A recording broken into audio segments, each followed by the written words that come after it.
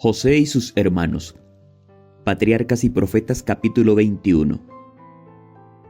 Cuando se iniciaron los años fructíferos, comenzaron los preparativos para el hambre que se aproximaba.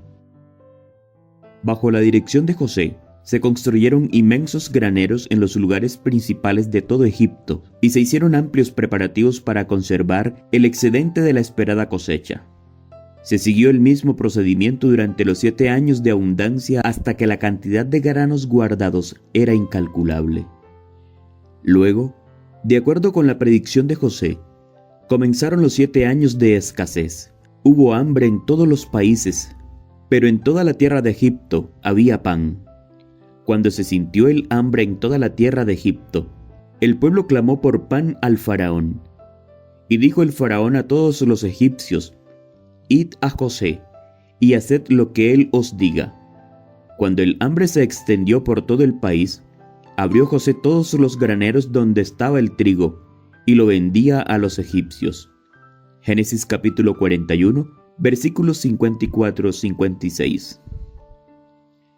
El hambre se extendió a la tierra de Canaán, y fue muy severa en la región donde moraba Jacob, habiendo oído hablar de la abundante provisión hecha por el rey de Egipto. 10 de los hijos de Jacob se trasladaron allá para comprar granos. Al llegar, los llevaron a ver al virrey y juntamente con otros solicitantes se presentaron ante el gobernador de la tierra y se inclinaron a él rostro en tierra. Génesis 42, versículo 50. Reconoció pues José a sus hermanos, pero ellos no lo reconocieron. Su nombre hebreo había sido cambiado por el que había puesto el rey, y había muy poca semejanza entre el primer ministro de Egipto y el muchacho a quien ellos habían vendido a los ismaelitas. Al ver a sus hermanos inclinándose y saludándolo con reverencia, José recordó sus sueños, y las escenas del pasado se presentaron vivamente ante él. Su mirada penetrante, al examinar el grupo, descubrió que Benjamín no estaba entre ellos. ¿Había sido él también víctima de la traicionera crueldad de aquellos hombres rudos? Decidió averiguar la verdad. «Espías sois», les dijo severamente, «para ver las regiones indefensas del país habéis venido». Génesis capítulo 42, versículo 9. Contestaron ellos: «No, Señor nuestro, sino que tus siervos han venido a comprar alimento. Todos nosotros somos hijos del mismo Padre, y somos hombres honrados. Tus siervos nunca fueron espías». José deseaba saber si todavía tenían el mismo espíritu arrogante que cuando él estaba con ellos, y también quería obtener alguna información respecto a su hogar. No obstante, sabía muy bien cuán engañosas podrían ser las declaraciones que ellos hicieran. Les acusó de nuevo y contestaron: «Tus siervos somos 12 hermanos, hijo de un varón de la tierra de Canaán, y he aquí el menor está hoy con nuestro padre, y el otro no parece». Fingiendo dudar de la veracidad de lo que decían y considerarlos aún como espías, el gobernador declaró que los probaría, exigiendo que permanecieran en Egipto hasta que uno de ellos fuera a traer a su hermano menor. Si no consentían en hacer esto, serían tratados como espías. Pero los hijos de Jacob no podían aceptar tal arreglo, puesto que el tiempo que se necesitaba para cumplirlo haría padecer a sus familias por falta de alimento. ¿Y cuál de ellos emprendería el viaje en solitario, dejando a sus hermanos en la prisión? ¿Cómo haría frente a sus padres en tales circunstancias? Parecía posible que se les condenara a muerte o que se les hiciera esclavos, y si traían a Benjamín, tal vez sería solamente para que participara de la suerte de los demás hermanos. Decidieron permanecer allí y sufrir juntos, más bien que aumentar la tristeza de su padre con la pérdida del único hijo que le quedaba. Por lo tanto, se los puso en la cárcel, donde permanecieron 3 días. Durante los años en que José había estado separado de sus hermanos, estos hijos de Jacob habían cambiado de carácter. Habían sido envidiosos, turbulentos, engañosos, crueles y vengativos.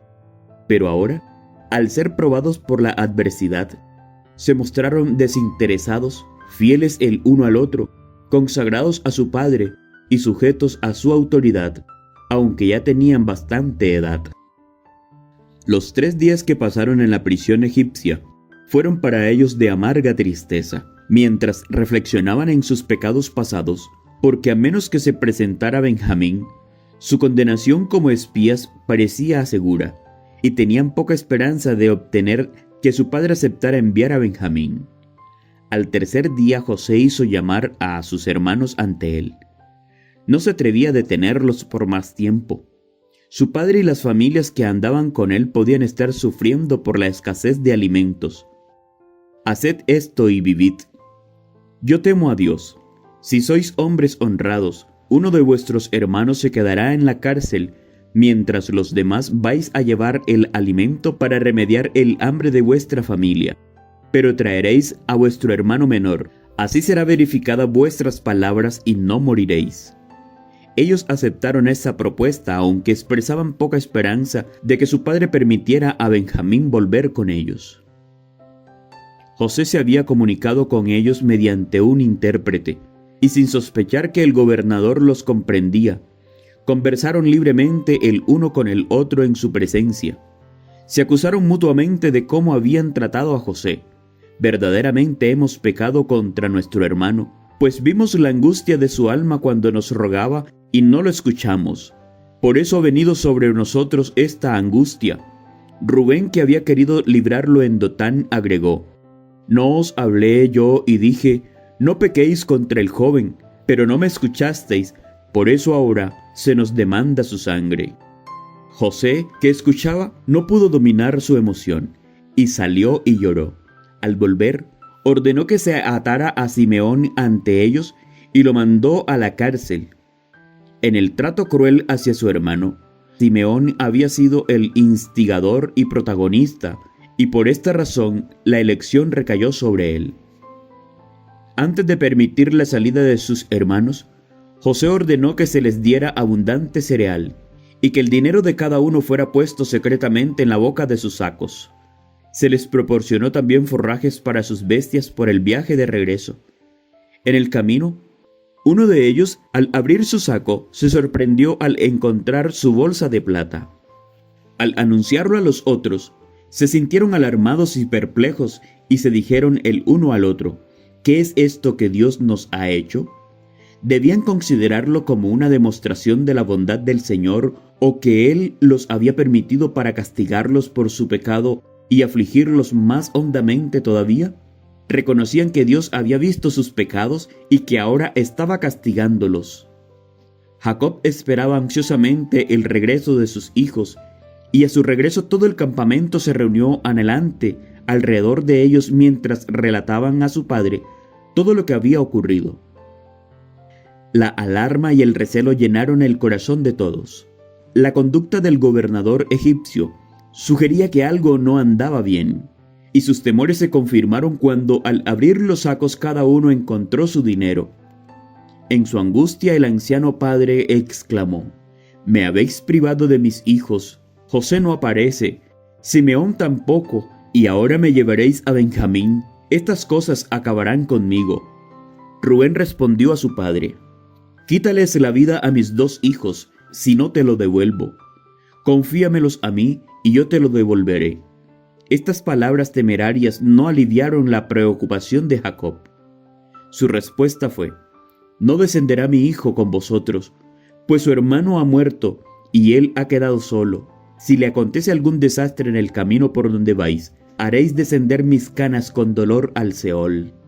Pero la sequía continuaba, y al cabo de cierto tiempo, la provisión de granos que habían traído de Egipto estaba casi agotada. Los hijos de Jacob sabían muy bien que sería vano regresar a Egipto sin Benjamín. Tenían poca esperanza de cambiar la resolución del padre y esperaban la crisis en silencio. La sombra del hambre se hacía cada vez más oscura. En los rostros ansiosos de todo el campamento, el anciano leyó su necesidad. Por fin dijo: «Volved y comprad para nosotros un poco de alimento». Judá contestó: «Aquel hombre nos advirtió con ánimo resuelto: no veréis mi rostro si no traéis a vuestro hermano con vosotros. Si envías a nuestro hermano con nosotros, descenderemos y te compraremos alimento. Pero si no lo envías, no descenderemos porque aquel hombre nos dijo: no veréis mi rostro si no traéis a vuestro hermano con vosotros.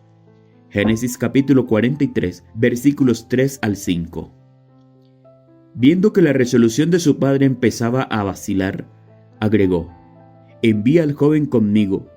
Nos levantaremos e iremos enseguida, a fin de que vivamos y no muramos ni nosotros, ni tú, ni nuestros niños. Y se ofreció como garante de su hermano, comprometiéndose a aceptar la culpa para siempre si no devolvía a Benjamín a su padre.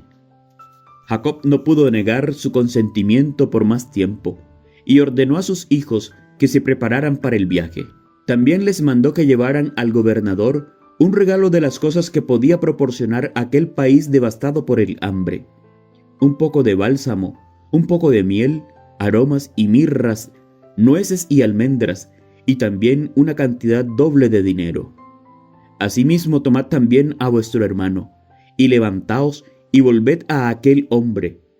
Cuando sus hijos se disponían a emprender su incierto viaje, el anciano padre se puso de pie y, levantando los brazos al cielo, pronunció esta oración: que el Dios omnipotente haga que este hombre tenga misericordia de vosotros, y os suelte al otro hermano vuestro y a este Benjamín, y si he de ser privado de mis hijos, que lo sea.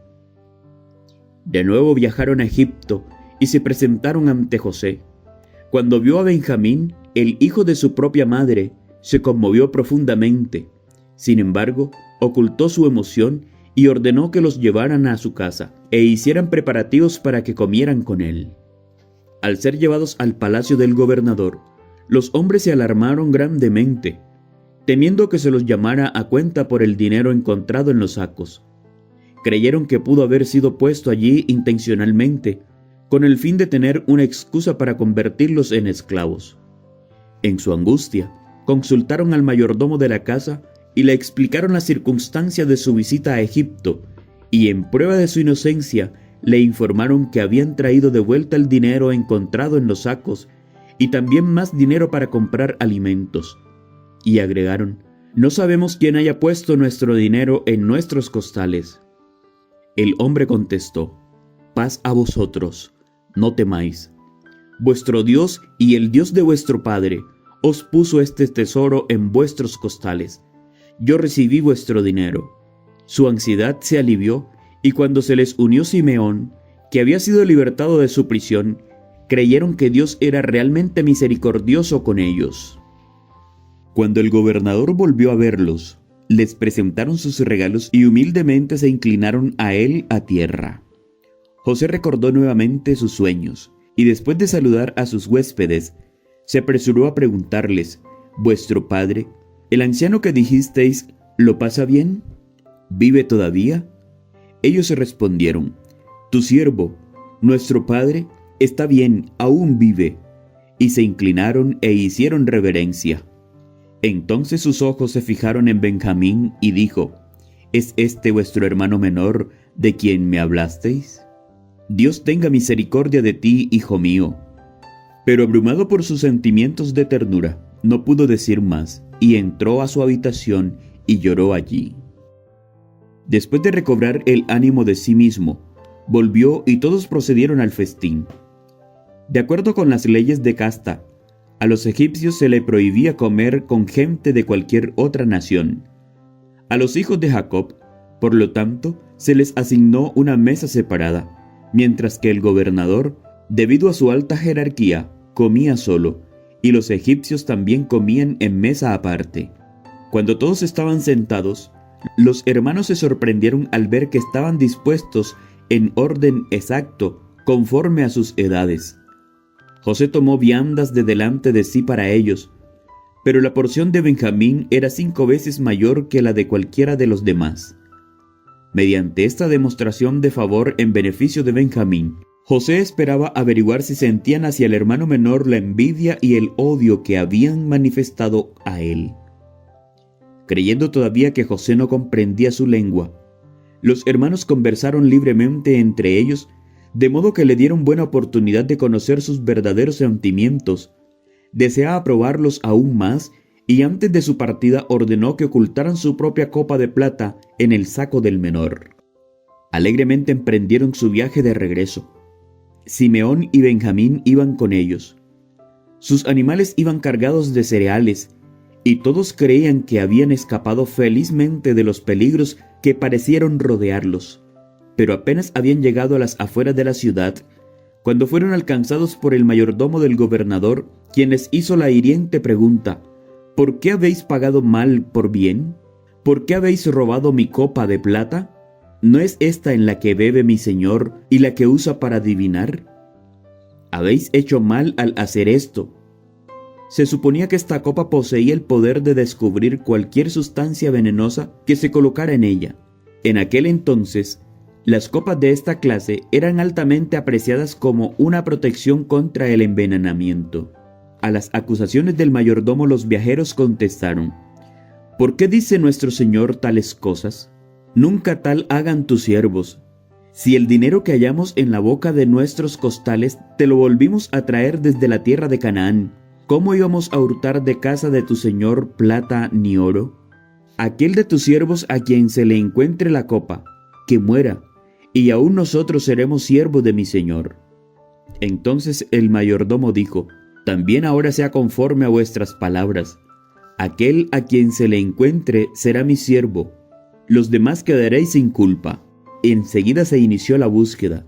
Ellos entonces se dieron prisa. Bajó cada uno su costal a tierra y cada cual abrió el suyo. Y el mayordomo los examinó a todos. Comenzó con Rubén. Siguió en orden hasta llegar al menor. La copa se encontró en el saco de Benjamín.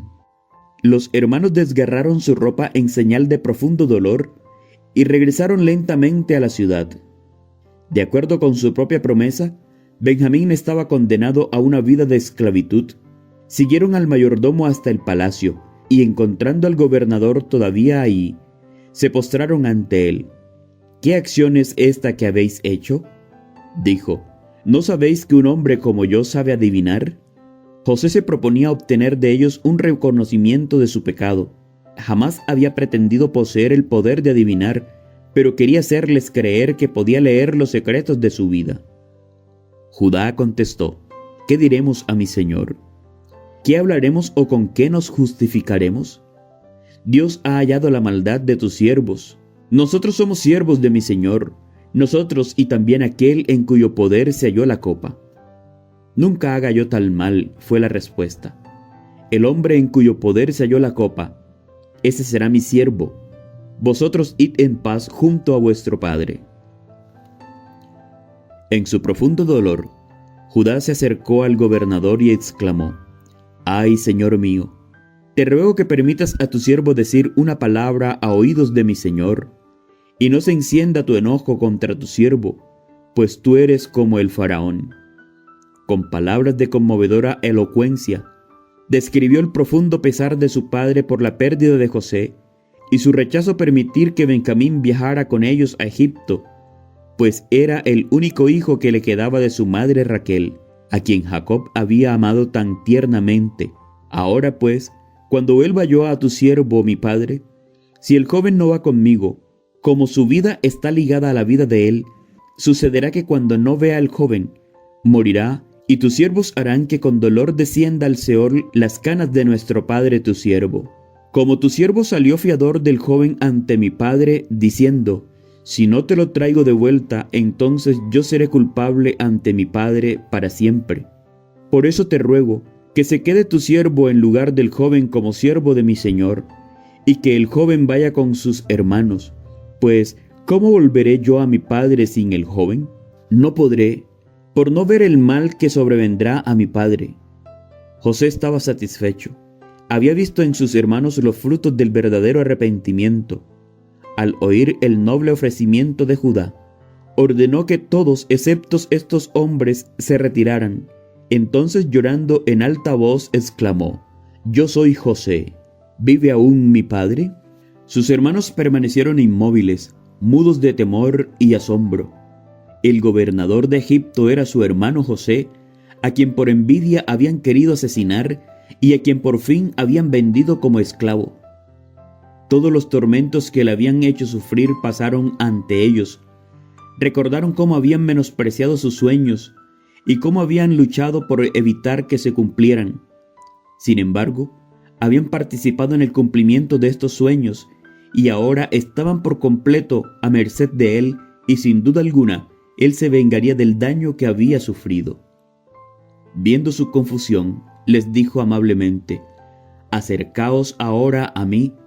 Y cuando se acercaron, él prosiguió: «Yo soy José vuestro hermano, el que vendiste a los egipcios.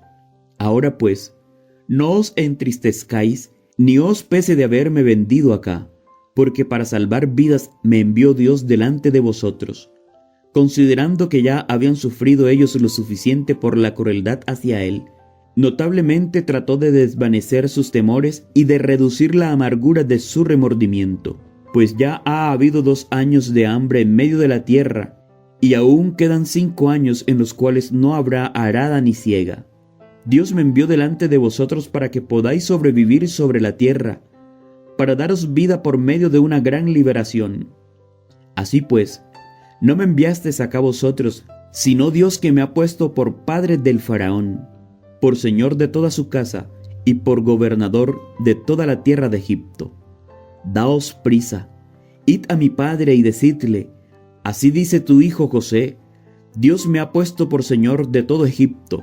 Ven a mí, no te detengas, habitarás en la tierra de Gosén, y estarás cerca de mí, tú, tus hijos y los hijos de tus hijos, tus ganados y tus vacas y todo lo que tienes. Allí te alimentaré, pues aún quedan 5 años de hambre, para que no perezca de pobreza tú, tu casa y todo lo que tienes. Vuestros ojos ven, y también los ojos de mi hermano Benjamín, que mi boca os habla. Haréis pues saber a mi padre toda mi gloria en Egipto, y todo lo que habéis visto. Daos prisa, y traed a mi padre acá». José se echó sobre el cuello de su hermano Benjamín y lloró. También Benjamín lloró sobre su cuello. Luego besó a todos sus hermanos y lloró sobre ellos. Después de esto, sus hermanos hablaron con él, confesaron humildemente su pecado y le pidieron perdón. Durante mucho tiempo habían sufrido ansiedad y remordimiento, y ahora se llenaron de gozo al ver que José estaba vivo. La noticia de lo que había ocurrido pronto llegó a oídos del rey, quien, anheloso de manifestar su gratitud a José, confirmó la invitación del gobernador a su familia, diciendo: «La riqueza de la tierra de Egipto será vuestra». Los hermanos de José fueron enviados con gran provisión de alimentos y carruajes, y todo lo necesario para trasladar a Egipto a todas sus familias y las personas que dependían de ellas. José hizo regalos más valiosos a Benjamín que a los otros hermanos. Luego, temiendo que sobrevinieran disputas entre ellos durante el viaje de regreso, cuando estaban por partir les dio el encargo: «No riñáis por el camino». Los hijos de Jacob volvieron a su padre con la grata noticia: «José aún vive, y él es señor de toda la tierra de Egipto». Al principio el anciano se sintió abrumado. No podía creer lo que oía, pero al ver la larga caravana de carros y animales cargados, y a Benjamín otra vez con él, se convenció y lleno de gozo exclamó: «Con esto me basta. José mi hijo vive todavía. Iré y lo veré antes de morir».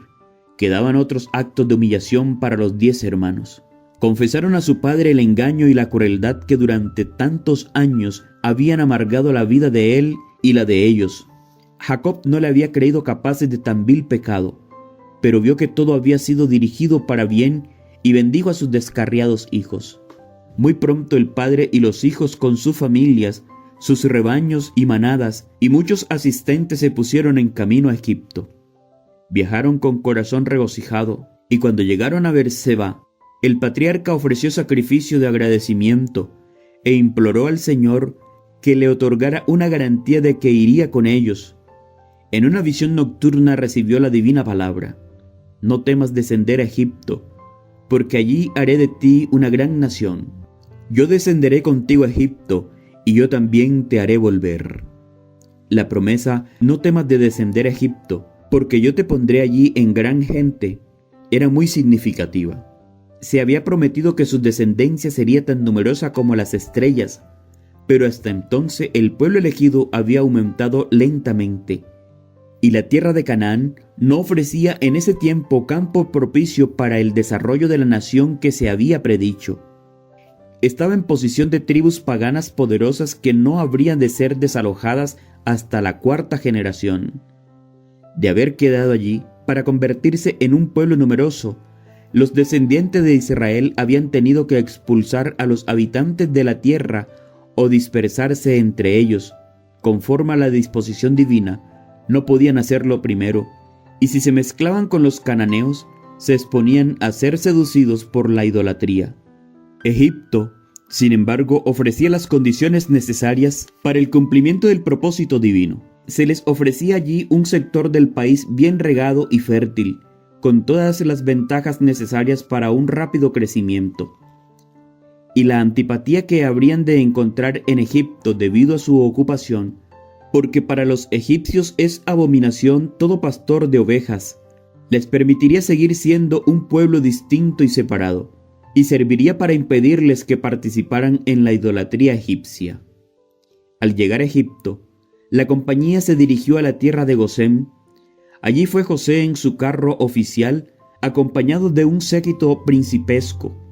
Olvidó el esplendor de su ambiente y la dignidad de su posición.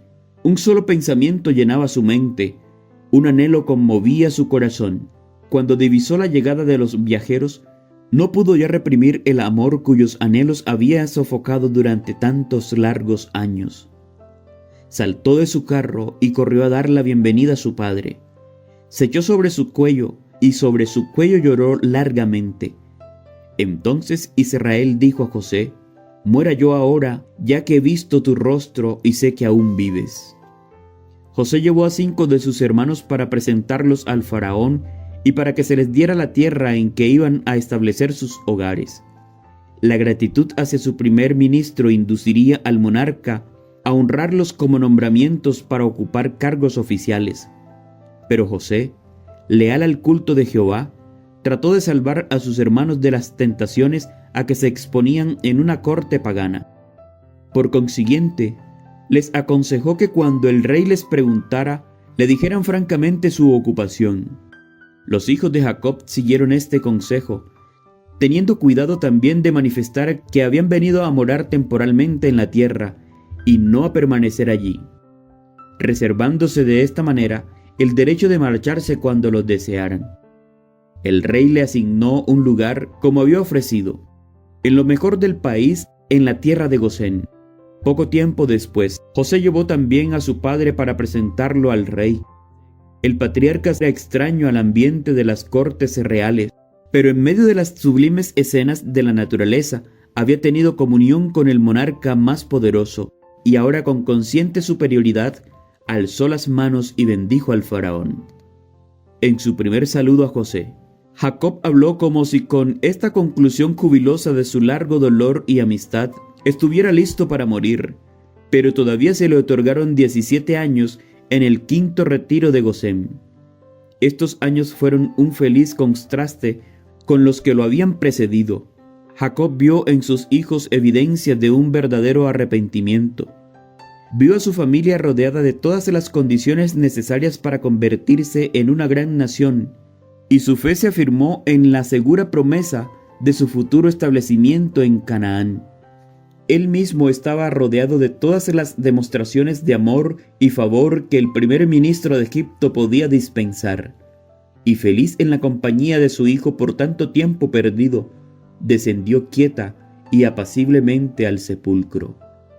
Cuando sintió que se aproximaba la muerte, mandó llamar a José. Aferrándose también con firmeza a la promesa de Dios referente a la posesión de Canaán, dijo: «Te ruego que no me entierres en Egipto. Cuando duerma con mis padres, me llevarás de Egipto y me sepultarás en el sepulcro de ellos». José prometió hacerlo, pero Jacob no estaba satisfecho con esto. Le pidió que le jurara solemnemente que lo enterraría junto a sus padres en la cueva de Macpela. Otro asunto importante exigía atención. Los hijos de José habían de ser formalmente recibidos entre los hijos de Israel. A la última entrevista con su padre, José llevó consigo a Efraín y Manasés. Estos jóvenes estaban ligados por parte de su madre a la orden más alta del sacerdocio egipcio. Y si ellos eligieran unirse a los egipcios, la posición de su padre les abriría el camino a la opulencia y la distinción. Pero José deseaba que ellos se unieran a su propio pueblo. Manifestó su fe en la promesa del pacto en favor de sus hijos, renunciando a todos los honores de la corte egipcia a cambio de un lugar entre las despreciadas tribus de pastores a quienes se había confiado los oráculos de Dios. Dijo Jacob: ahora bien, tus dos hijos, Efraín y Manasés, que te nacieron en la tierra de Egipto antes de venir a reunirme contigo a la tierra de Egipto, son míos, al cual que Rubén y Simeón serán míos, habían de ser adoptados como sus propios hijos, y llegarían a ser jefes de tribus separadas. De esta manera, uno de los privilegios de la primogenitura, perdida por Rubén, había de recaer en José, a saber, una porción doble en Israel. La vista de Jacob estaba debilitada por la edad, y no se había dado cuenta de la presencia de los jóvenes, pero al ver sus siluetas dijo: ¿quiénes son estos? Al saberlo agregó: acercaos ahora a mí y los bendeciré. Al acercarse, el patriarca los abrazó y los besó, poniendo sus manos solemnes sobre sus cabezas para bendecirlos. Entonces pronunció la oración: el Dios en cuya presencia anduvieron mis padres Abraham e Isaac, el Dios que me mantiene desde que yo soy hasta este día, el ángel que me liberta de todo mal, bendiga a estos jóvenes. Sea perpetuado en ellos mi nombre y el nombre de mis padres Abraham e Isaac, y multiplíquense y crezcan en medio de la tierra. No había ya en él espíritu de autoindependencia ni confianza en los arteros poderes humanos. Dios había sido un guardador de su sostén. No se quejó de los malos días pasados. Ya no consideraba sus pruebas y dolores como cosa que habían obrado contra él.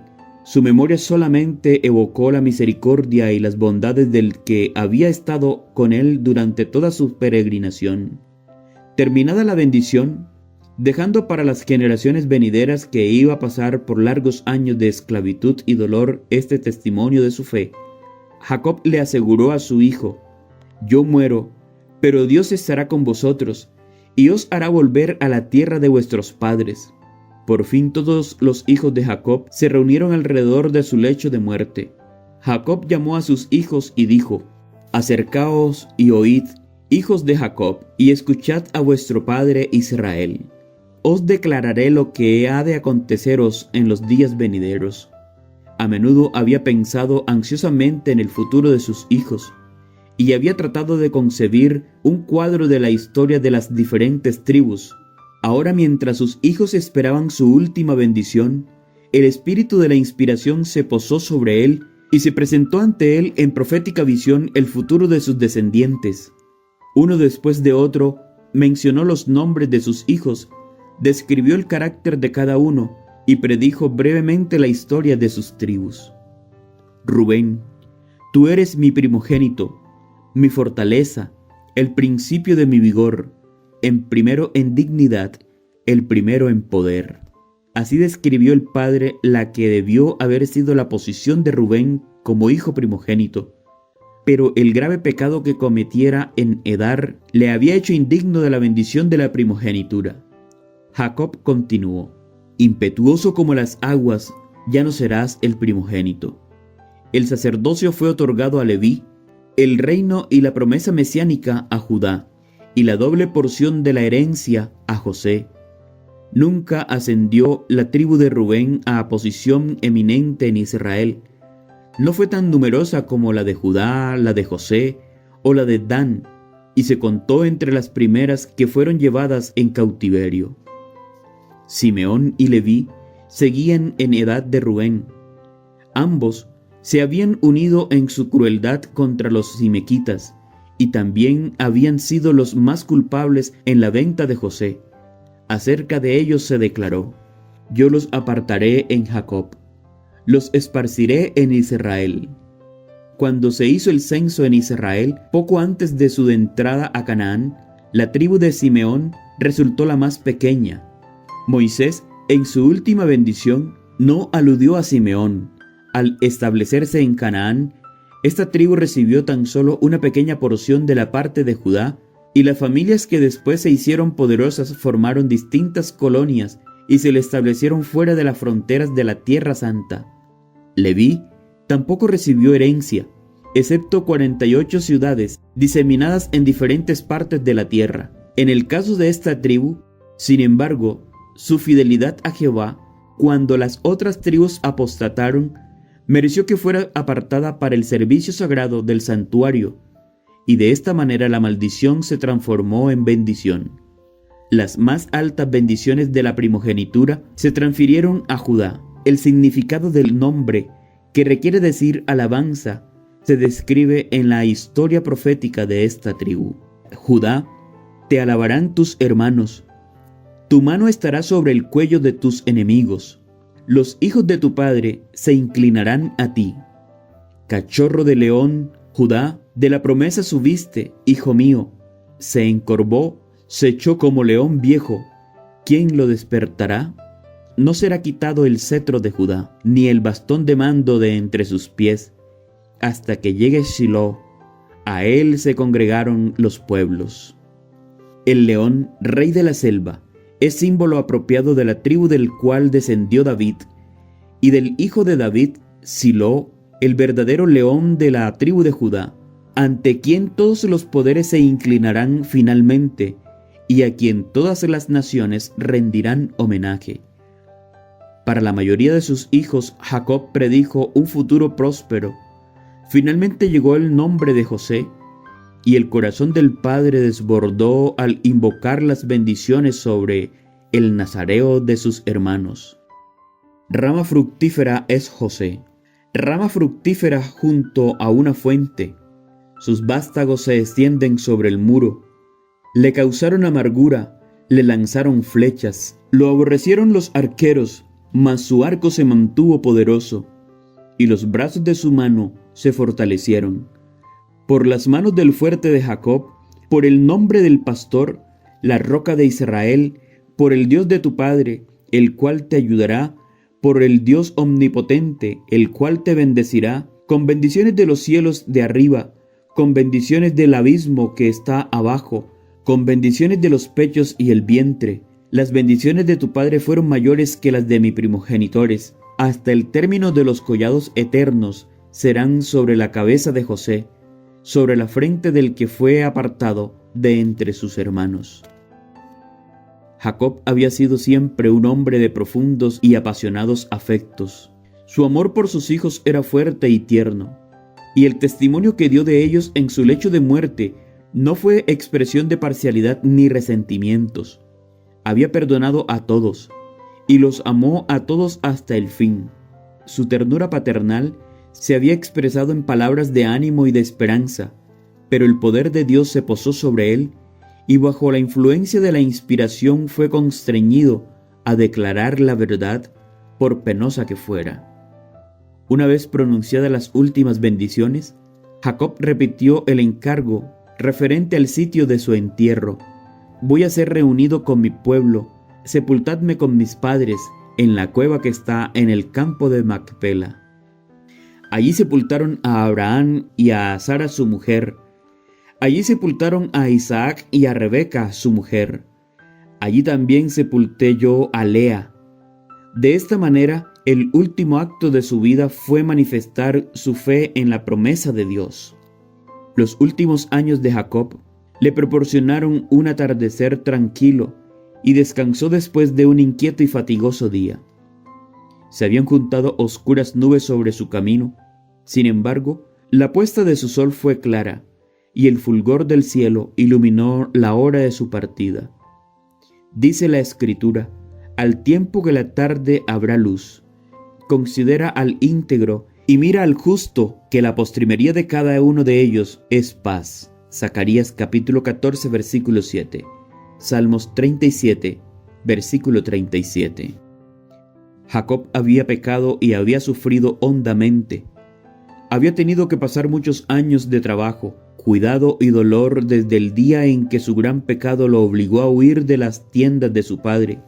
Había sido fugitivo sin hogar, separado de su padre a quien nunca volvió a ver. Trabajó 7 años por lo que amó, solamente para ser vilmente defraudado. Trabajó 20 años al servicio de un pariente codicioso y rapaz.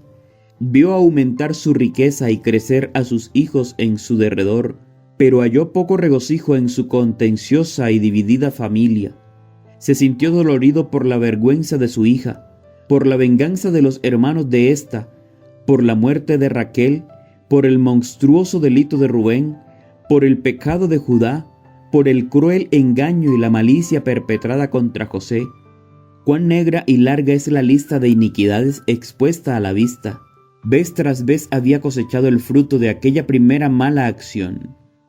Vez tras vez vio repetido entre sus hijos los pecados de los cuales él mismo había sido culpable. Pero aunque la disciplina había sido amarga, había cumplido su obra. El castigo, aunque doloroso, había producido el fruto apacible de justicia. Hebreos capítulo 12, versículo 11. La inspiración registra fielmente las faltas de los hombres que fueron distinguidos por el favor de Dios.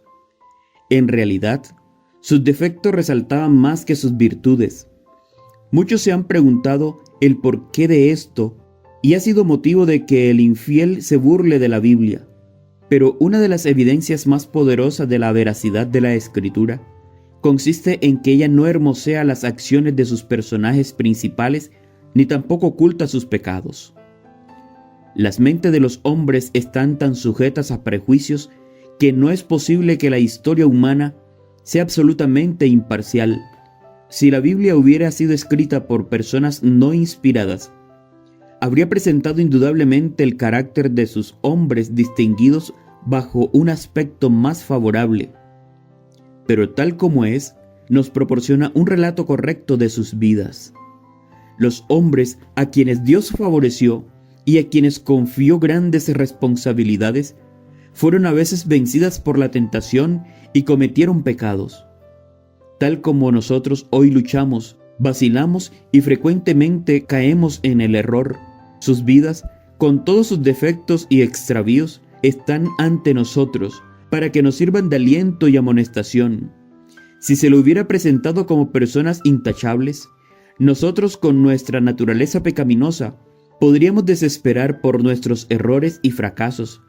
Pero viendo cómo lucharon otros con desalientos como los nuestros, cómo cayeron en la tentación, como nos ha ocurrido a nosotros, y cómo, sin embargo, se reanimaron y llegaron a triunfar mediante la gracia de Dios, nos sentimos alentados en nuestra lucha por la justicia. Así como ellos, aunque vencidos alguna vez, recuperaron lo perdido y fueron beneficiados por Dios, también nosotros podemos ser vencedores mediante el poder de Jesús. Por otro lado, la narración de sus vidas puede servirnos de amonestación. Muestra que de ninguna manera Dios justifica al culpable. Ve el pecado que hay en aquellos a quienes más favoreció y lo castiga en ellos aún más severamente que en los que tienen menos luz y responsabilidad. Después del entierro de Jacob, el temor se volvió a apoderar del corazón de los hermanos de José. No obstante, la bondad de éste hacia ellos, la conciencia culpable los hizo desconfiados y suspicaces. Tal vez José había postergado su venganza por consideración a su padre, y ahora les impondría el largamente aplazado castigo por su crimen. No se atrevieron a comparecer personalmente ante él, sino que le enviaron un mensaje. Tu padre mandó antes de su muerte diciendo, así diréis a José, te ruego que perdones ahora la maldad de tus hermanos y su pecado, porque te trataron mal. Por eso, ahora te rogamos que perdones la maldad de los siervos del Dios de tu padre. Este mensaje conmovió a José y le hizo derramar lágrimas. Así que, animados por esto, sus hermanos fueron y se postraron ante él, diciéndole, aquí nos tienes, somos tus esclavos. El amor de José hacia sus hermanos era profundo y desinteresado, y sintió dolor ante la idea de que creyeran capaz de abrigar un espíritu vengativo contra ellos. No temáis, pues, ¿acaso estoy yo en lugar de Dios? Vosotros pensasteis hacerme mal, pero Dios lo encargó a bien, para hacer lo que vemos hoy, para mantener con vida a mucha gente. Ahora pues, no tengáis miedo, yo os sustentaré a vosotros y a vuestros hijos. Génesis capítulo 50 versículos 19 al 21. La vida de José ilustra la vida de Cristo. Fue la envidia la que impulsó a los hermanos de José a venderlo como esclavo. Esperaban impedir que llegara a ser superior a ellos, y cuando fue llevado a Egipto, se vanagloriaron de que ya no serían molestados con sus sueños y de que habían eliminado toda posibilidad de que éstos se cumplieran. Pero su proceder fue contrarrestado por Dios y Él los hizo servir para cumplir el mismo acontecimiento que trataban de impedir. De la misma manera, los sacerdotes y dirigentes judíos sintieron celos de Cristo y temieron que desviara de ellos la atención del pueblo. Le dieron muerte para impedir que llegara a ser rey, pero al obrar así, provocaron ese mismo resultado. Mediante su servidumbre en Egipto, José se convirtió en el salvador de la familia de su padre. No obstante, este hecho no aminoró la culpa de sus hermanos. Asimismo, la crucifixión de Cristo por sus enemigos lo hizo redentor de la humanidad, salvador de la raza perdida y soberano de todo el mundo. Pero el crimen de sus asesinos fue tan execrable como si la mano providencial de Dios no hubiera dirigido los acontecimientos para su propia gloria y para bien de los hombres. Así como José fue vendido a los paganos por sus propios hermanos, Cristo fue vendido a sus enemigos más enconados por uno de sus discípulos. José fue acusado falsamente y arrojado en una prisión por su virtud. Asimismo, Cristo fue menospreciado y rechazado porque su vida recta y abnegada reprendía el pecado.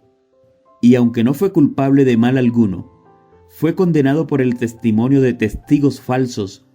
La presencia y la mansedumbre de José, bajo la injusticia y la opresión, el perdón que otorgó espontáneamente y su noble benevolencia hacia sus hermanos inhumanos representan la paciencia sin quejas del Salvador en medio de la malicia y el abuso de los impíos, y su perdón se otorgó no solamente a sus asesinos, sino también a todos los que vienen a Él confesando sus pecados y buscando perdón. José vivió 54 años después de la muerte de su padre. Alcanzó a ver los hijos de Efraín hasta la tercera generación, y también a los hijos de Maquir, hijo de Manasés, fueron criados sobre las rodillas de José. Presenció el aumento y la prosperidad de su pueblo, y durante todos estos años su fe en la divina restauración de Israel, la tierra prometida, fue inconmovible. Cuando vio que se acercaba el fin, llamó a todos sus parientes. Aunque había sido tan honrado en la tierra de los faraones, Egipto no era para él más que el lugar de su destierro. Lo último que hizo fue indicar que había echado su suerte con Israel. Sus últimas palabras fueron: Dios ciertamente visitará y os hará subir a la tierra que juró a Abraham, a Isaac y a Jacob. E hizo jurar solemnemente a los hijos de Israel que llevarían sus huesos consigo a la tierra de Canaán. Y murió José de 110 años, y embalsamaron y lo pusieron en un ataúd en Egipto. A través de los siglos de trabajo que siguieron, aquel ataúd, recuerdo de las últimas palabras de José, daba testimonio a Israel de que ellos eran únicamente peregrinos en Egipto, y les ordenaba que cifraran sus esperanzas en la tierra prometida, pues el tiempo de la liberación llegaría con toda seguridad.